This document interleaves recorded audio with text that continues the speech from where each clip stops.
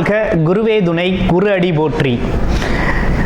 ஜோதிட அன்பர்கள், நேயர்கள் அனைவருக்கும் அன்பான வணக்கங்கள். நான் உங்கள் வாழ்க வளமுடன் ஜோதிடர் ஸ்ரீ குரு சுந்தரவடிவேல். இப்போ பார்த்தீங்கன்னாக்க 2024 டிசம்பர் மாதத்தோட மாத பலன்களை பற்றி பார்க்க இருக்கிறோம். இப்போ மாதம் நம்ம பார்த்தீங்கன்னாக்க மாத பலன்கள், கிரக பெயர்ச்சி பலன்கள் அப்படின்னு சொல்லி தொடர்ச்சியாக நம்ம கொடுத்துக்கிட்டு வர்றோம் நம்ம சேனலில். அந்த வகையில் இப்போ டிசம்பர் மாதத்துக்கான சிம்ம ராசிக்கு என்ன விதமான பலன்கள் இருக்குது அப்படிங்கிறதை பற்றி, என்ன செய்யலாம், என்ன செய்யக்கூடாது, என்ன விதமான வழிபாடுகள் உகந்ததாக இருக்கும் அப்படிங்கிறதை பற்றியும் தெளிவாகவும் விரிவாகவும் நம்ம பார்க்க இருக்கிறோம். நட்சத்திர பலன்களோட பார்க்க இருக்கிறோம். ஓகேங்களா? இப்போ சிம்ம ராசி அப்படின்னு எடுத்துக்கிட்டோம்னாலே ராசிநாதன் பார்த்தீங்கன்னா சூரியன் தாங்க. காலச்சக்கரத்தின் 5வது ராசி தான் சிம்ம ராசி. சூரியன் எங்கே இருக்கிறாரு, எங்கே பிளேஸ் ஆகியிருக்கிறாரு அப்படின்னு பார்க்கையில் 4ஆம் இடத்துல புதன், தனக்காரகன், குடும்பக்காரகன்னு சொல்லக்கூடிய புதனோடு சேர்ந்து 4ஆம் இடத்துல புத ஆதித்ய யோகத்தோடு இருக்கக்கூடிய ஒரு அமைப்பு அப்படிங்கிறது ஏற்பட்டிருக்கு. 2ஆம் இடத்துல கேது பகவான் இருக்கக்கூடிய ஒரு அமைப்பு. அடுத்து பார்த்தீங்கன்னா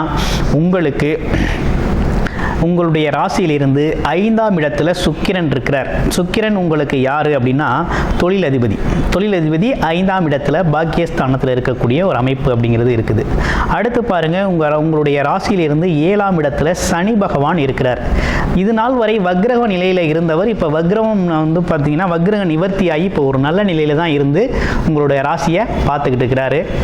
அடுத்து 8ஆம் இடத்துல ராகு பகவான் இருக்கக்கூடிய ஒரு அமைப்பு. 10ல் குரு பகவான் இருக்கிறாரு. அதுவும் வக்ரவம் பெற்று இருக்கிறது அப்படிங்கிறது ஒரு அமைப்பு அப்படிங்கிறது இருக்குது. ஸோ இப்படிப்பட்ட அமைப்புகள்லாம் உங்களுக்கு என்ன மாதிரி பலனை கொடுக்குது அப்படிங்கிறத நம்ம விரிவாக பார்க்க போகிறோம். அதற்கு முன்னால் நமக்கு நிறைய ஜாதகங்கள் பார்த்தீங்கன்னா நம்ம சேனல் வாயிலாக நிறைய ஜாதகங்களை அனுப்பியிருக்கீங்க. அது மட்டும் இல்லாமல் உங்களுடைய குடும்ப ஜாதகமும் நிறைய பேர் கொடுத்துருக்கீங்க. ஆமாம், பார்த்தும் இருக்கீங்க. அது மட்டும் இல்லாமல் திருக்கணித முறைப்படி நிறைய பேர் ஜாதகம் எழுதவும் அனுப்பியிருக்கீங்க. அனைவருக்கும் நமது ஸ்ரீ பாலசுப்ரமணியர் அருளால் ஒரு மனமார்ந்த நன்றியை தெரிவிச்சுக்கிறேன் நமது சேனல் வாயிலாக. இப்போ என்னன்னு கேட்டிங்கன்னா, சிம்ம ராசிக்கு ராசிநாதன் 4ஆம் இடத்துல புத ஆதித்ய யோகத்தோடு இருக்கக்கூடிய இந்த சூழ்நிலை அப்படிங்கிறது பார்த்தீங்கன்னா உங்களுக்கு நல்லதொரு மாற்றத்தை ஏற்படுத்தி தரும். நீண்ட நாள் எதிர்பார்த்த வருமானங்கள்லாம் இனி வர ஆரம்பிச்சிருது. அதே நேரத்தில் பேச்சின் மூலமாக சம்பாதிக்கக்கூடிய வருமானங்கள்லாம் வருது.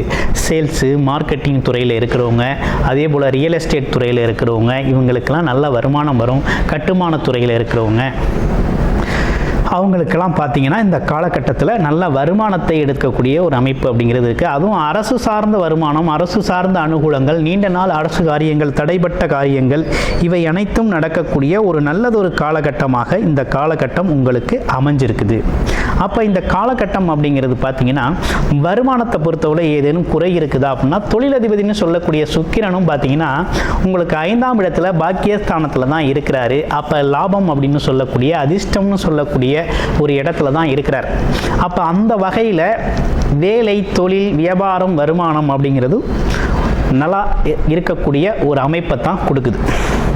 ஓகேங்களா? கோச்சார நிலைகளில் நல்லா தான் இருக்குது.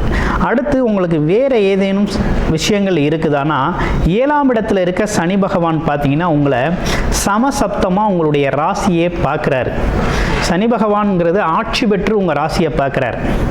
அப்போ என்ன நடக்குதுன்னா, சில நேரங்களில் உங்களுக்கு உடல் ரீதியான, மன ரீதியான சோர்வுகள் ஏற்படக்கூடிய ஒரு அமைப்பு அப்படிங்கிறது உண்டு.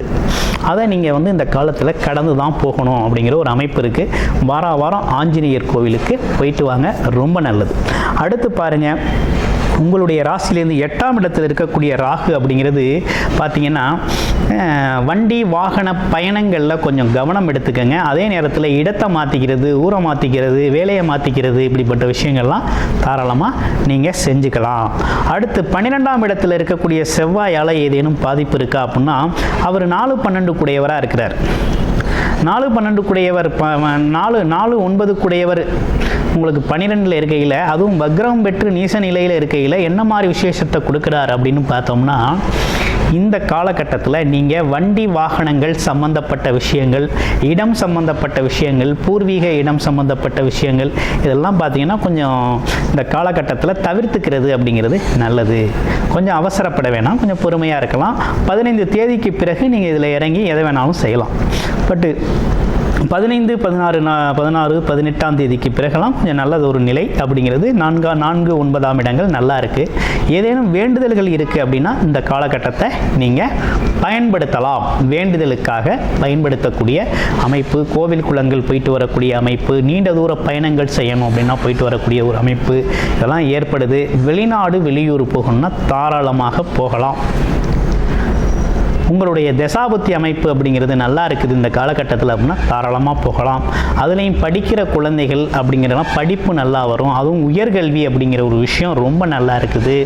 அடுத்து பார்த்திங்கன்னா ஆராய்ச்சி துறை சார்ந்த படிப்புகள் படிக்கிறவங்களுக்கெல்லாம் ரொம்ப சிறப்பாக இருக்குது. ஆமாம், அதுவும் இடம்பெயர்ந்து படிக்கணும் அப்படிங்கிறவங்களுக்கும் இன்னமும் நல்லா இருக்குது அப்படிங்கிறது மாதிரி இருக்குது. ஸோ கிட்டத்தட்ட உங்களுக்கு ஒரு அருமையான விஷயந்தான் இருக்குது. 2ஆம் இடத்துல கேது இருக்கிறது அப்படிங்கிறதுனால என்ன நடக்கும்னா, கொஞ்சம் பேசுகிறது அப்படிங்கிற ஒரு விஷயம் கொஞ்சம் நிதானமாகவே இருக்கும். ஆமாம், நிதானமாகவே இருக்கும். யாருக்கிட்டையும் கோபம், வெறுப்பு இப்படிப்பட்ட விஷயங்கள்லாம் காமிக்க வேண்டிய அவசியம் இருக்காது. அடுத்து பாருங்கள், உங்களுடைய ராசியில் இருக்கக்கூடிய நட்சத்திரங்களுக்கு என்ன பலன் அப்படின்னு பார்க்க போகிறோம். உங்களுடைய ராசியில் இருக்கக்கூடிய முதல் நட்சத்திரம்னு பார்த்த போனோம்னா மகம் நட்சத்திரம் தான். மகம் நட்சத்திரங்கிறது எப்பேற்பட்டது அப்படின்னா, எதிரிகளை ஈஸியாக வெல்லக்கூடிய ஒரு ஆற்றல் அப்படிங்கிறது மக நட்சத்திரத்துக்கு உண்டு. அதே நேரத்தில் ஓடி ஓடி செல்வம் சேர்க்கக்கூடிய ஒரு தன்மை அப்படிங்கிறது உண்டு. எப்பேற்பட்ட தடைகள் வாழ்க்கையில் இருந்தாலும் அந்த தடைகளெல்லாம் தகர்த்து எறியக்கூடிய ஒரு அமைப்பு, தகர்த்து எறிந்து முன்னேறக்கூடிய ஒரு அமைப்பு அப்படிங்கிறது இருக்குது. நல்லவர் கெட்டவர் அப்படிங்கிறது பிரித்தாளும் தன்மை அப்படிங்கிற ஒரு விஷயமும் மகம் நட்சத்திரத்துக்கு உண்டான சிறப்புகளாக இருக்குது. இப்போ மகம் நட்சத்திரம் என்ன பண்ணலாம் அப்படின்னா, வேலை தொழில் சார்ந்த வருமானங்களை பற்றி இப்போ யோசிக்கக்கூடிய காலகட்டம். வருமானத்தை அதிகப்படுத்தணும் அப்படின்னு நினைக்கிற ஒரு காலகட்டமாக இந்த காலகட்டம் உங்களுக்கு இருக்குது. அதற்கான முயற்சிகள் கைகூடக்கூடிய வகையில் தான் இருக்குது அப்படின்னு தான் சொல்லணும். குடும்பத்தில் தேவையில்லாத வாக்குவாதங்கள் தேவையில்லாமல் நடத்திக்க வேண்டிய அவசியம் இல்லை. அதனால் வாக்குவாதங்களை தவிர்க்கணும் அப்படிங்கிற மாதிரி இருக்குது. அடுத்து பூரம் நட்சத்திரம். பூரம் நட்சத்திரம் எப்படி இருக்குது அப்படின்னா, பூரம் நட்சத்திரம்ங்கிறது பார்த்தீங்கன்னா எல்லோரிடத்திலும் ஈஸியாக இலகுவாக அறிமுகமாகக்கூடியவர். அது மட்டும் இல்லாமல் கலை இலக்கிய ஆர்வம் கொண்டவராக இருக்கிறாரு. கலை இலக்கிய ஆர்வம் மட்டுமா அப்படின்னு பார்க்கையில் இவரை பொறுத்த வகையில் புகழ், பெயர் அப்படிங்கிற ஒரு விஷயத்துக்கெல்லாம் கொஞ்சம் மயங்குறவர், எதிர்பார்க்குறவர் அப்படிங்கிற மாதிரி சொல்லலாம். அந்த மாதிரி அமைப்புகள் உண்டு. ஆனால் பார்த்தீங்கன்னா எந்த ஒரு சூழ்நிலையிலும் பார்த்தீங்கன்னா தன்னோட முயற்சி அப்படிங்கிறத கைவிட மாட்டார். எப்போதுமே ஒரு அரசு மற்றும் அதிகாரம் சார்ந்த துறைகளில், அரசு மற்றும் அரசியல் அதிகாரங்கள் சார்ந்த துறையில் ஒரு பங்கு வகிக்கணும் அப்படிங்கிறது ஒரு இலக்காகவே இருக்கும் அவங்களுக்கு.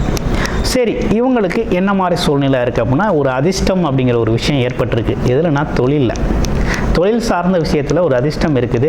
உங்களோட தொழில் சுய தொழிலாக இருக்குது, அல்லது வேலையாக இருக்குது, அல்லது வியாபாரமாக இருக்குதுன்னா இந்த காலகட்டத்தை பயன்படுத்திக்கங்க.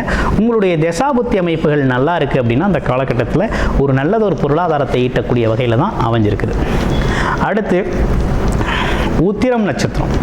உத்திரம் நட்சத்திரத்துக்கு எப்படி இருக்குது அப்படிங்கிறத பார்க்க போகிறோம். உத்திரம் நட்சத்திரத்தை பொறுத்த வகையில் அனைவரும் மதிப்பு மரியாதையை பெறக்கூடியவர். அனைவரும் மதிக்கணும் அப்படின்னு மதிப்பு மரியாதையை எதிர்பார்த்து வாழக்கூடியவராகவும் இருக்கிறாரு. அதே நேரத்தில் கண்டிப்பு உடையவராகவும் இருப்பார். அதே போல் பல்வேறு சாஸ்திர ஞானங்கள் அப்படிங்கிற ஒரு விஷயமும் உண்டு. கல்வி அறிவு அப்படிங்கிற ஒரு விஷயம் ரொம்ப நல்லா இருக்கும். இன்னொன்று நன்றி மறவாதவர். ஆமாம், நன்றியை மறவாதவர். அதே நேரத்தில் சாப்பாடு பிரியர், உணவு பிரியர். தனக்கு பிடிச்ச உணவை விரும்பி சாப்பிடுவார் அப்படின்னு சொல்லணும். அந்த வகையில் இவர் பார்த்தீங்கன்னா ரொம்ப ஒரு நல்ல விஷயங்களை இவர் என்ன மாதிரி இந்த காலகட்டத்தில் பயன்படுத்திக்கலாம் அப்படின்னு பார்க்கையில், இப்போதைக்கு இவரை பொறுத்த வகையில் பார்த்தீங்கன்னா வண்டி, வாகனம், வீடு சம்பந்தப்பட்ட விஷயங்களில் கொஞ்சம் ஏதும் சின்ன சின்ன வேலைகள் குறை இருக்குது அப்படின்னா தாராளமாக அந்த வேலைகளை செஞ்சுக்கலாம். வண்டியை மாற்றிக்கலாம். அதே நேரத்தில் அரசு சார்ந்த ஒப்பந்தங்கள் ஏதேனும் வருது அப்படின்னா தாராளமாக பயன்படுத்திக்கலாம். அரசு வேலைக்காக முயற்சி செய்கிற மாணவர்களுக்கு அதில் வெற்றி கிடைக்கக்கூடிய ஒரு அமைப்பு அப்படிங்கிறது இருக்குது. படிப்பு நல்லா வரும். படிப்பு சார்ந்த விஷயங்கள் ரொம்ப நல்லா இருக்குது. வேறு சிறப்புகள் என்னன்னு கேட்டிங்கன்னா, நீண்ட நாள் தடைப்பட்ட அரசு சம்மந்தப்பட்ட விஷயங்கள்லாம் நடக்க ஆரம்பிக்கும். அதே போல் புத்திசாலித்தனம் அப்படிங்கிறது, குழந்தைகளோட புத்திசாலித்தனம் மேலோங்கக்கூடிய ஒரு காலகட்டமாக இது இருக்குது அப்படின்னு சொல்லணும். ஆமாம், அந்த வகையில் பார்த்திங்கன்னா ரொம்ப சிறப்புக்குரிய வகையில் தான் உங்களுக்கு இந்த டிசம்பர் மாதம் இருக்குது. கூடுதல் தகவல் உங்களுடைய கோச்சாரத்தோட, இந்த டிசம்பர் மாத கோச்சாரத்தோட உங்களுடைய சுய ஜாதகத்தை ஒப்பிட்டு பார்க்கணும் அப்படின்னா நீங்கள் பார்த்தீங்கன்னா டிஸ்பிளேல தர நம்பருக்கு கால் பண்ணி உங்களுடைய ஜாதகத்தை முழுமையாக பார்த்து கொள்ள முடியும். நன்றி, வணக்கம், வாழ்த்துக்கள். நீங்கள் வழிபட வேண்டிய தெய்வம் அப்படின்னு எடுத்துக்கிட்டோம்னா எந்த மாதிரி தெய்வத்தை நீங்கள் வழிபட்டால் நல்லா இருக்கும், சிறப்புக்குரிய வகையில் இருக்கும் அப்படின்னு பார்த்தோம்னா, இந்த காலகட்டத்தை பொறுத்த வகையில் நீங்கள் வியாழக்கிழமைகளில் தட்சிணாமூர்த்தி வழிபாடு அப்படிங்கிறத தொடர்ச்சியாக செஞ்சுக்கிட்டு வரணும். வெள்ளிக்கிழமைகளில் மகாலட்சுமி வழிபாடையும் தொடர்ச்சியாக செஞ்சுக்கிட்டு வாங்க. வாழ்க்கை வளமாகும்.